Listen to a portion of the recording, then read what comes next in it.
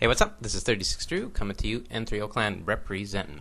This is a 1v1 VOD video on demand from the perspective of 36 Drew, a British mirror played on competitive map set, fan patch 1.1a versus underscore H2O, aka the Waterboy, aka Dr. House MD.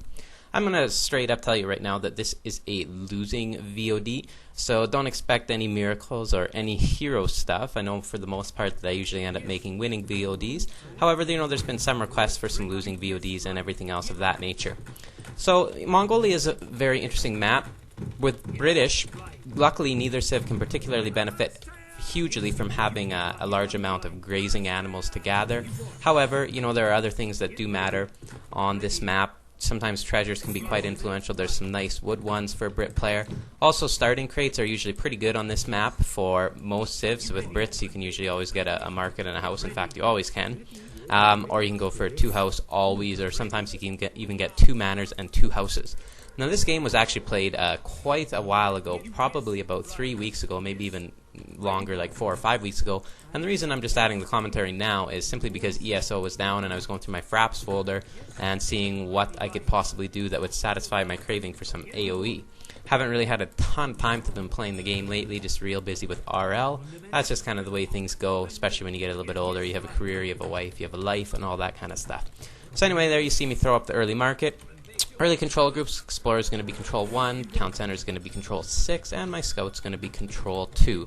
You'll notice that I crack shotted at the very beginning the treasure, the food treasure, before bothering to pick it up. The point of doing that was so that my crack shot could recharge faster, and then I gathered the Scout before I actually gathered the food treasure because I wanted to get him out and gathering some of the grazing animals that are out and about. And if there's a very big food treasure, and there is H2O. He's trying to keep hold of his cows and everything else too, because he doesn't want to lose them. Even though Brits don't benefit from them as much as other civs, if you have 6, 8, 10, 12 cows, however many you have, and they get nice and fat and you end up gathering them, it provides a very solid boost to the eco. I recall some games on this map where as an Iroquois player I've managed to have 10 herdables all gathered in, and I had them passed on the farm and everything else, and basically when it came time to eat those, the boost to the eco was so big that I really don't know what the opponent could have done. And H2O is just continuing to kind of hang out, not sure where his Scout is, but I'm sure he's somewhere on the map. And just going to crack shot a little 55 coin treasure. Always feels nice to be able to do that. Now, strategy-wise, if I can remember correctly, I'm thinking that he's probably going to go for Musk and Huss. However, H2O is very good at a combo that I really practiced quite a bit after this, which is Musk Longbow, with adding Huss after. It's often a very difficult combo, and he's even good at adding Pike into the mix. So, it's it's a little bit tricky. The standard Musk Huss combo, super easy to micro compared to a lot of other civs combos, and probably the dominant combo in the game at this point in time. So there we're going to go for the age up, of course with the tower and the gold. No surprises there. My strategy here, early game, is to, I believe to go longbow pike. I honestly can't remember, but you'll have to wait and see. And going to just take a look around the map, look to gather some, or look to bring in some hunts there. A little bit late, but better late than never. And of course, 90 wood treasure is very nice. You can't really micro the second one of the lions there. I mean, you could, but you're going to be losing a ton of HP, and I'm really concerned that H2O is going to walk in and steal it. So I'm just going to try to hang out right around it and wait for my second crack shot to recharge. In a Brit mirror, treasures like a 90 wood treasure, just extremely, extremely influential. So, and the nice thing about starting with the Scout is basically you're going to have most of the map information. There's little tiny pieces of black, and who knows, it could be gold mines, could be little bunches of trees, and then all other kinds of things that might be important, treasures and so forth. However, for the most part, you do have the map scouted. It'd be interesting to see how the next fan patch changes Scouts, to see whether if there's a self-ticker, so to speak, that goes off, whether or not, like there's a timer set on the stealth feature.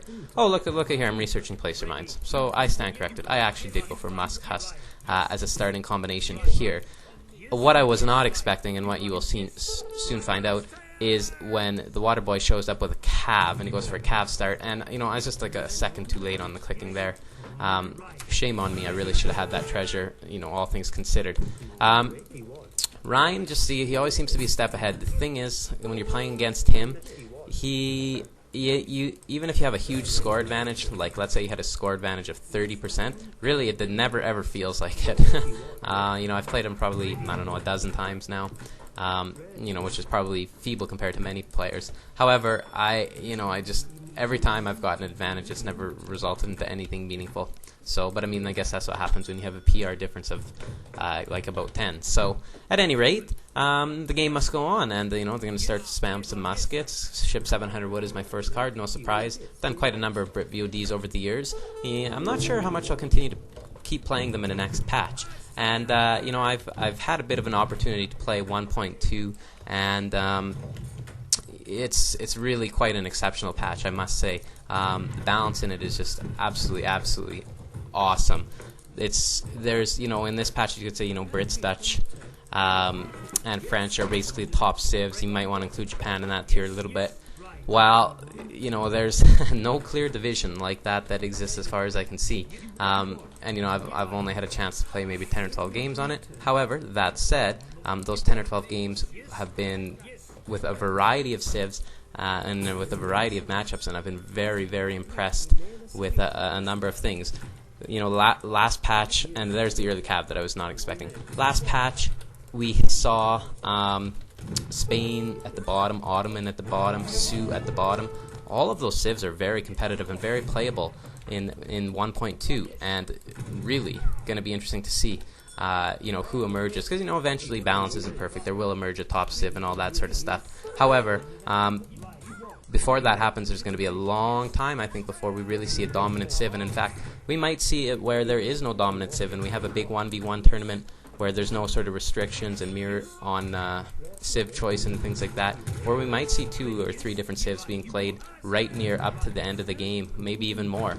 So it's not like now when it's basically French mirror in the end, just because French are slightly better than everyone else. And here early, this is basically my one critical mistake in this section of the game. I basically feel I made 2 mistakes in the game, and one of them is right here, losing 2 or 3 early vills. Was not expecting the cav start. However, I probably should have. But, I just had finished watching some Rex of Samwise when I played this, and he did the cav start. However, you know what? It's just the way it goes. I was expecting more of a turtle and boom type strategy.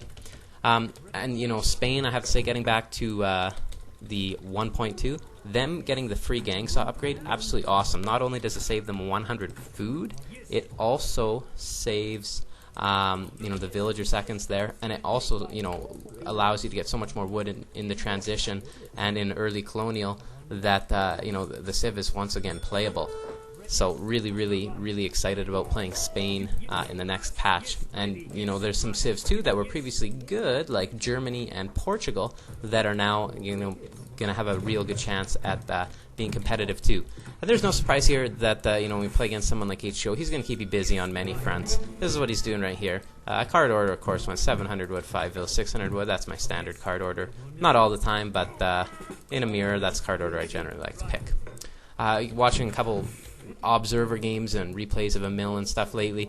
I've been really looking at how he plays Brits, because he seems to play them very well, and he goes for some really unique card orders, I must say. Not sure if that's a good thing. I think it is. He's quite a bit better than me. I actually don't think I've ever beaten him, but anyway, that's just that.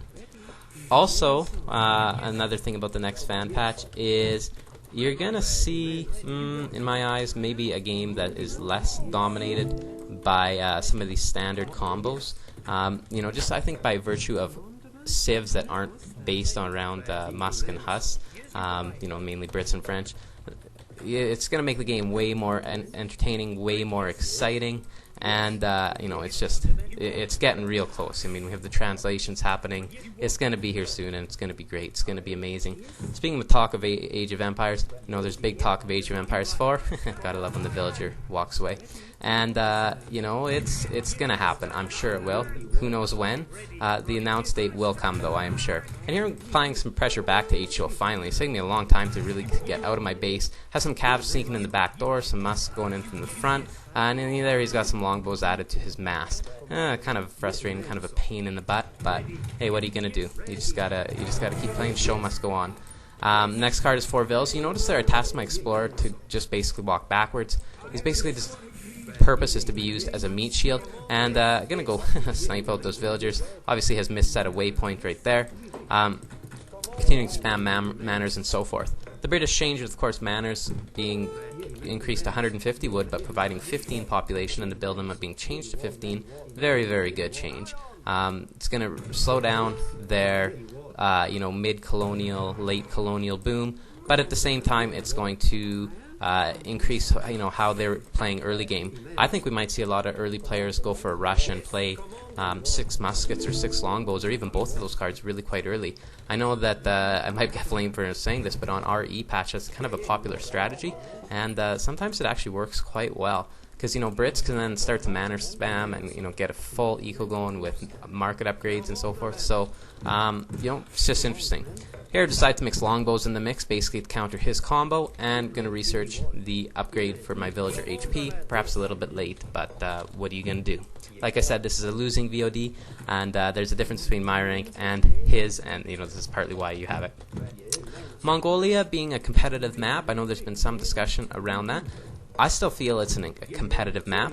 It's an insane map, but it is competitive.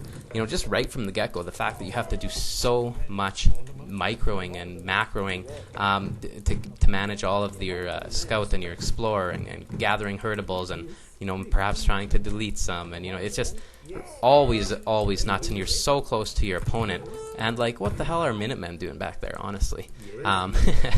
Never mind. But yeah, like I just said, I don't think it's not competitive. I just think that it's insane. You're so close to your opponent, and you know what? It's very rare that you play a map on Mongolia that you can just kind of relax, de-stress, enjoy a nice lavender. No, just kidding.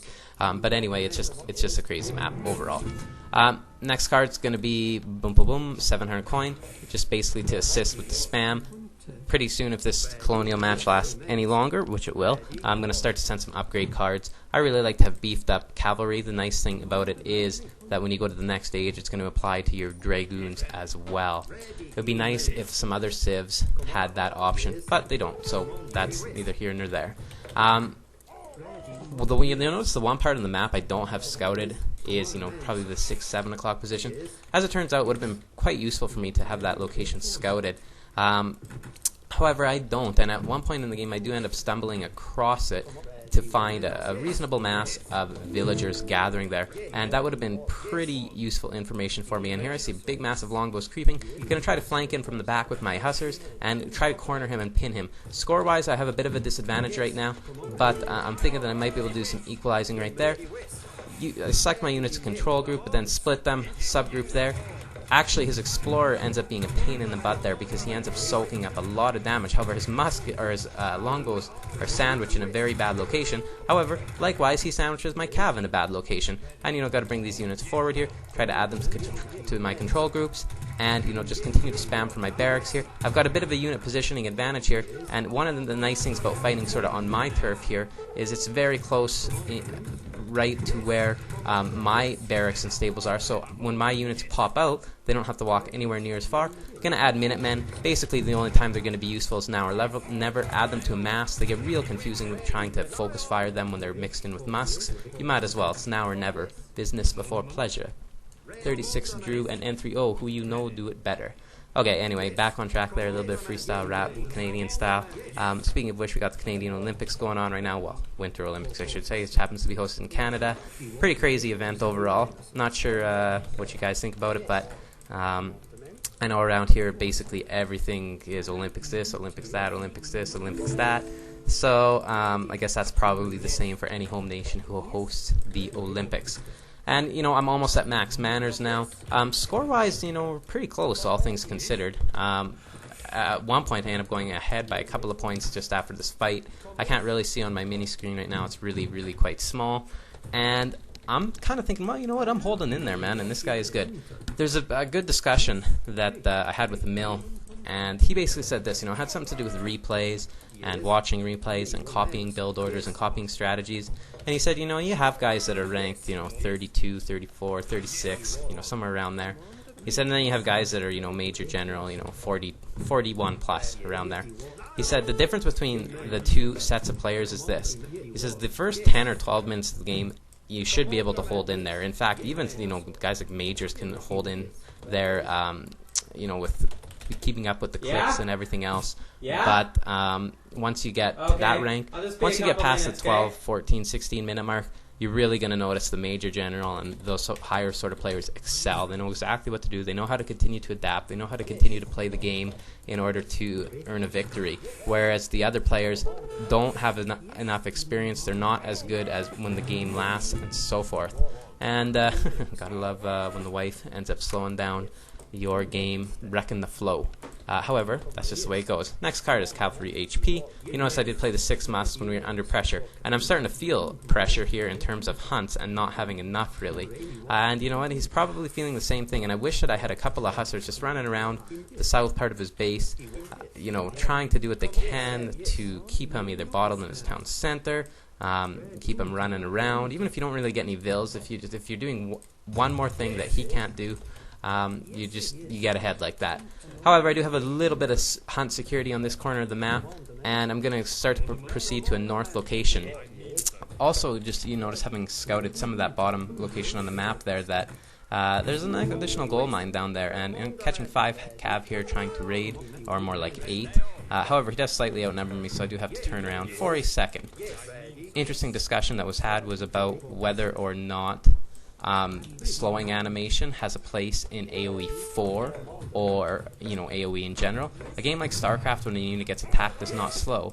Now, if we set realism aside for a minute, you obviously in real life you can imagine that if something gets attacked, it's going to slow.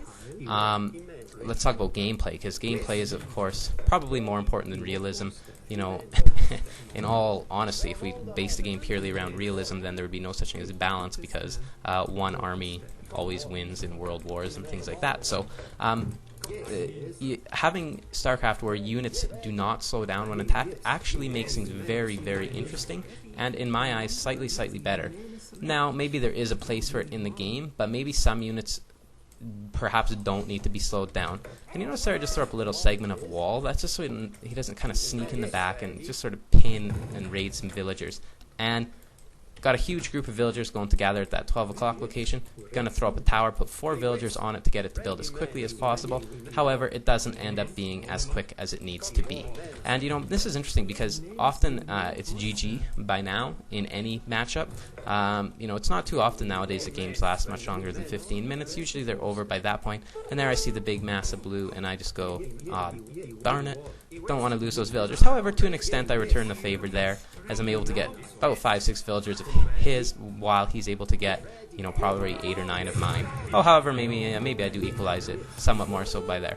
And here, how I mentioned there's 2 big mistakes I make in the game? This is the second mistake I make in the game right here.